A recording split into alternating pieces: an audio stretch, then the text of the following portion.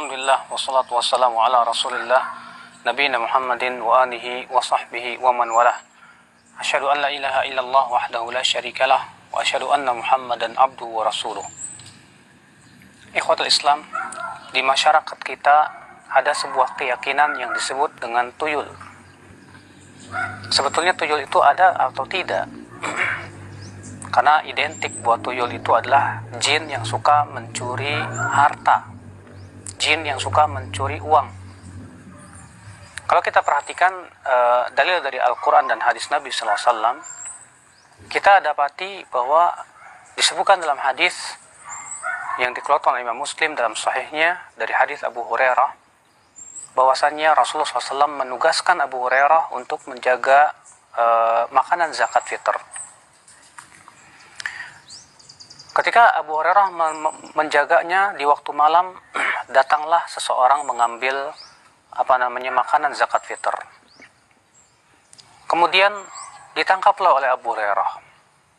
Lalu orang ini minta dikasihani karena ia miskin. Kemudian akhirnya dilepaskan oleh Abu Hurairah. Kemudian di pagi harinya Rasulullah SAW menegur Abu Hurairah. Kata Rasulullah, "Ya Abu Hurairah, ma fa'alta bi asirikal barihah?" Apa yang kamu lakukan dengan tawananmu tadi malam? Kata Abu Hurairah, "Ya Rasulullah, dia minta dikasihani.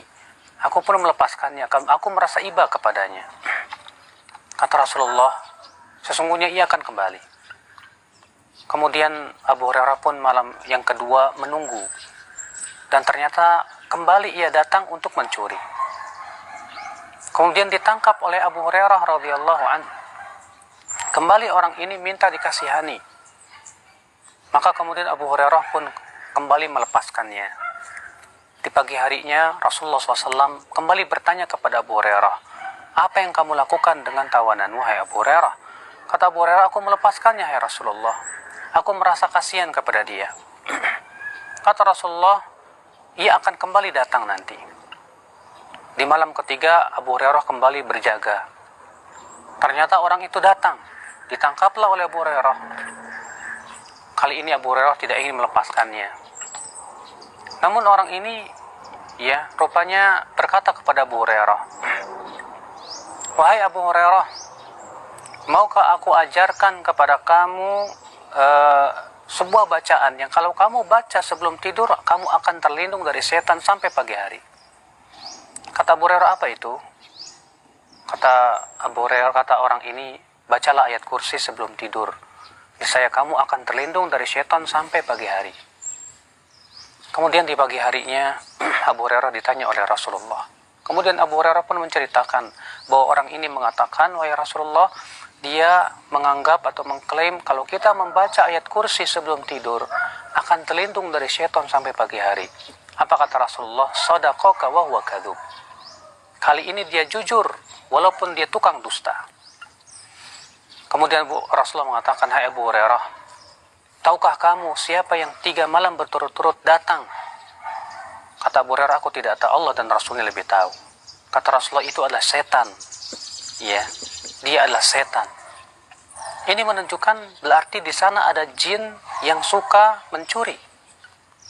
Bahkan dalam riwayat yang lainnya dari hadis Uqbah bin Amir, di mana sahabat ini pernah sering kehilangan sesuatu, di mana Uqbah mempunyai dirijen-dirijen yang disimpan padanya gandum.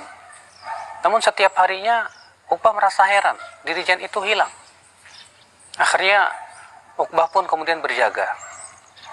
Tiba-tiba masuklah seorang makhluk yang kata Uqbah, kakinya kaki kuda dan tangannya tangan anjing.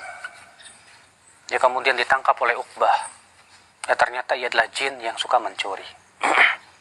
Ini menunjukkan bahwa jin yang suka mencuri memang ada. Dan terjadi itu di zaman Rasulullah SAW dan para sahabat. Maka kalau di Indonesia diistilahkan dengan tuyul.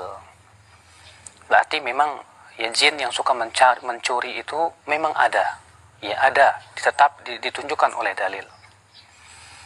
Namun bagaimana caranya supaya kita terlindung daripada tuyul? Tentu ikhwatal Islam azakumullah Ya, terkadang kita kehilangan di lemari rumah kita, padahal lemari itu sudah kita kunci. Tapi aneh masih saja kehilangan. Biasanya ada beberapa perkara yang menyebabkan kenapa jin itu bisa masuk ke dalam rumah kita. Yang pertama, ketika kita masuk ke rumah, kita lupa berzikir kepada Allah. Sebagaimana dalam riwayat Muslim, Rasulullah mengatakan, apabila seseorang masuk rumah, lalu ia lupa berzikir kepada Allah, maka jin atau setan akan berkata, malam ini aku mendapatkan tempat tinggal. Rupanya ketika kita masuk ke dalam rumah, kita lupa untuk mengucapkan Assalamualaikum. Akhirnya apa? Yang terjadi, jin itu masuk ke dalam rumah kita dan berhasil mungkin mengambil harta-harta kita.